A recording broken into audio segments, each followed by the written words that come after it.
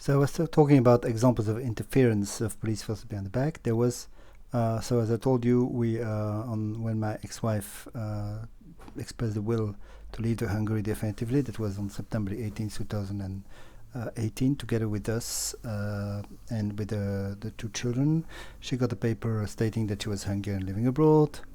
And what happens is that, so after that, the children were forced to stay in Hungary. We actually we left Hungary according to our legal status, which is of Hungarian living abroad, and we were living outside of Hungary, separately from children. This is not the case still now, but always with the hope of getting family reunification, because normally the family should be unified. So we were acting from abroad, trying to get our children back. We turned to police forces in Croatia, in Zagreb, asking them to help us to bring the children back. They asked us where the children are. I said we said that they were in Hungary, and then they contacted police forces in Hungary. But it was enough, because when police force contacts another police force, they are acting hand in hand immediately, instantly. And instead of fighting against each other, instead of contesting each other, what happened is that immediately we saw a change in behavior. And they were told by the Hungarian police forces to scare us away, to scare us out of Croatia. So immediately after that, there was like a kind of commedia dell'arte that was played, a kind of play that was played, and by them to scare us out of the country. And so that night we fled from Croatia because of interference with Hungarian police forces. Second example, we wanted to at a certain point we wanted to request asylum in New Zealand. We managed to book a flight from Zurich in Switzerland to New Zealand with a stop in Hong Kong.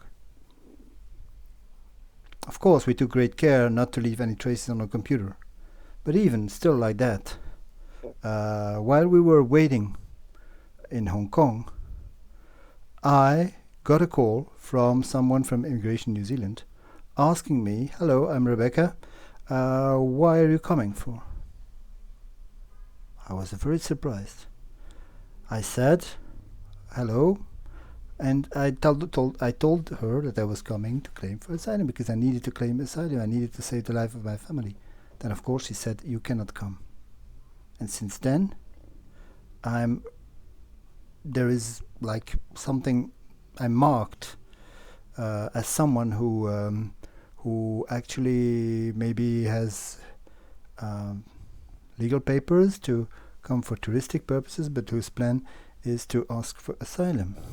This is a kind of things that under normal circumstances wouldn't happen if you don't have an enemy that is spying on you and that is betraying you in while you definitely need it to save your life and the life of your ex-wife and the life of your children. This is a kind of course, the police forces in the Belgian and Hungarian police forces don't say that they are acting on behalf of the mafia. So they have to find something to tell, so that to bar us from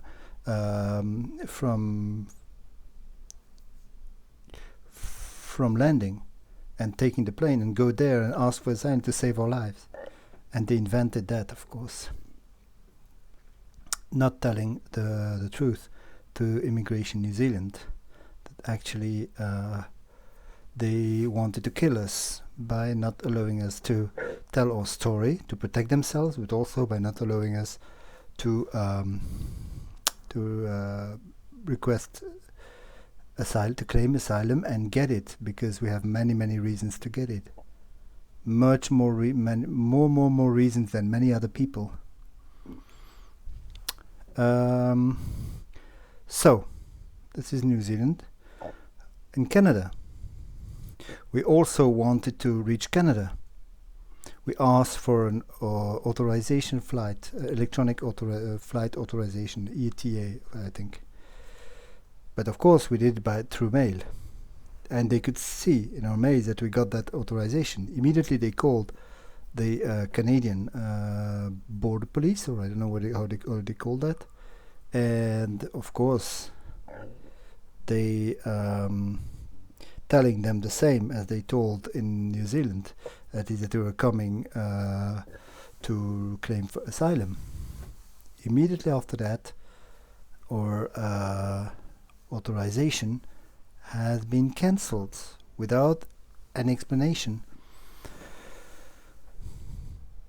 This is the same kind of interference, same kind of explanations that were given to them as they were given to New Zealand immigration.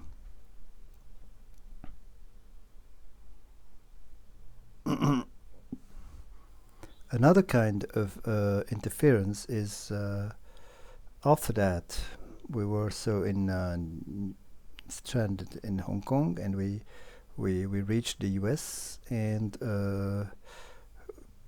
the advantage of the US is that there is no trace on the internet when you're granted authorization. There is no trace, and so we could get the authorization and reach the soil, American soil, and there actually a plan had to be put into practice. That is that we would have been given a list, and Mr. Vincent Duntan knows about everything because he's behind everything. We would have been given a list of lawyers that we would have been told to contact them, that they could advise us regarding asylum in the US.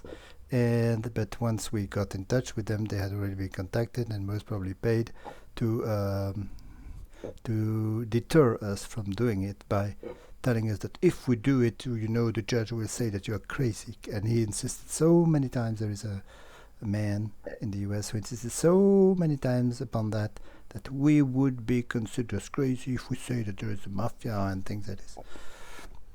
It worked because we didn't dare doing it. And also our plan was also to reach again Canada, but through land, but then without knowing that actually there was a legal agreement between the USA and Canada, third-party agreement, stating that if somebody comes first in the US, he has to apply first in the US. If somebody comes first in Canada, he has to apply first in Canada. And so we were sent back to the US when we approached the border with Canada. This was legal.